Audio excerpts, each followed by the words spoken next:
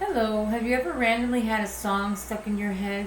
Well, we have all had that experience in our lives, and it happens so randomly, and we think it's a normal thing. Well, it is kind of normal, but we actually now have, I've come to find, and I will share with you, that there is more to that, and there is an actual name for it. So, 98% of people actually have this issue. It's called the earworm, aka involuntary musical imagery. It's a phenomenon of music that gets stuck into your mind. Now, in this presentation, I'm going to be going over a few things. The first thing is going to be researched facts about this issue, about this earworm. The second is going to be the history of the term, the origin of it, where it came from. Also, the science that's behind it. I will also go over the triggers that cause it, and also a basic avoidance or cure for it. So, more than a century ago, Germans are the ones who actually came up with the term earworm. They came to realize that a song would keep getting stuck in their head. So, the little term, the little nickname that they called it was earworm. I guess maybe because it's a parasite, they think of something stuck to your brain. Earworm, earworm. I'm not really sure why they did, but it sounds like that's why they would. So scientists, however, call this stuck tune syndrome. So Dr. Oliver Sacks, he's a neurologist and he studies music on the brain. He actually called it a special form of involuntary musical imagery. However, that this is out of control, it is unpleasant and intrusive. I think we all can agree on that. Dr. Sachs also wrote the book Musicophilia. Musicophilia. Now, in this book, it examines the power of music's catchy tunes and how it leaves a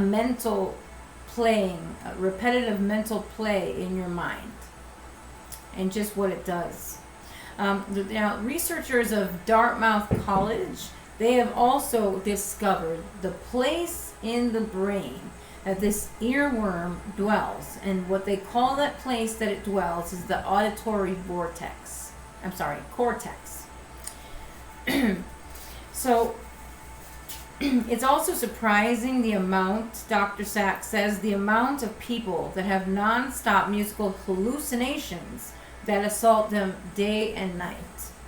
So he dug a little deep into this and he came to discover that, there is a depth into this because he is a neurologist. So, of course, he's going to want to know about what's going on with the brain. Scientists found actually that people with memory through music, there's power in music, and it's actually incredibly powerful to remember facts. They put the information to music and remember the facts easier that way. The writer of Your Brain on Music, Earworms, Sean McCullum, is the one that says this. Now, there are two main theories for the earworm. One is called the cognitive itch. Well, I can understand that. Your brain maybe has an itch, right? But really what it means is your mind hears a catchy tune, and because it likes the song, the way it sounded, it actually makes that tune come up automatically because it's like itching for it. It's craving to hear that song again.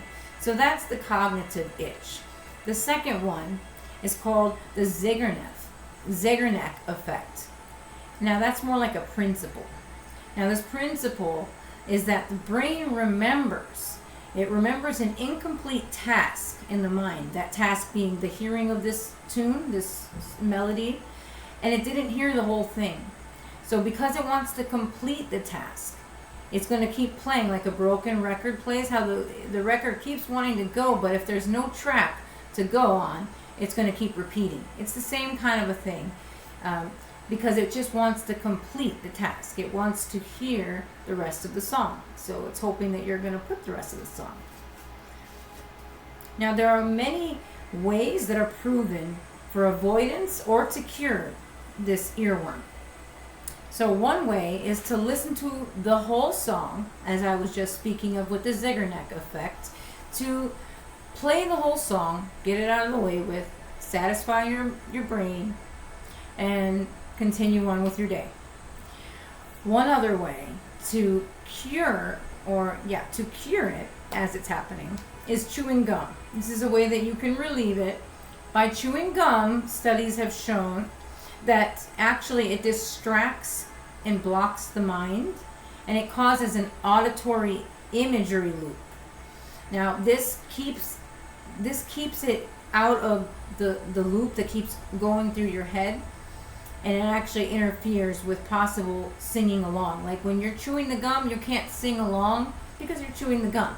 Because sometimes you know that we want to sing along with a tune, even if we don't want to. By our own reflexes, we tend to do that. So this is one of the ways of taking care of that issue. Now, the third one that I have here is that we would play a whole nother song. If you play a whole nother song, this is going to flush it right out.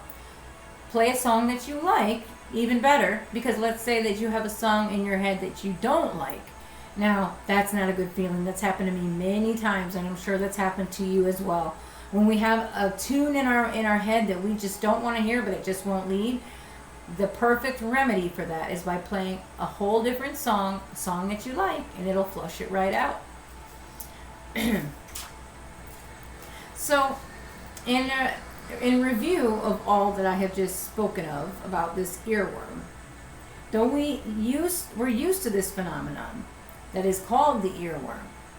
As a part of our daily lives, it's kind of something that's normal. At least now we know that there is a term for it and there is also a cure for it. For this short presentation, I've informed you of how the studies of 98% of people experience what is called earworm. And many of them, it's an hour long having this issue. But we now knowing this, we can take down some of the things that we don't like about this earworm. And we know now that we have a name for it. So thank you for listening to my presentation. Thank you for hearing me explain more about the fact that even though we get songs in our head, there is a cure for it and we may break the cycle. Thank you for hearing me. Bye-bye.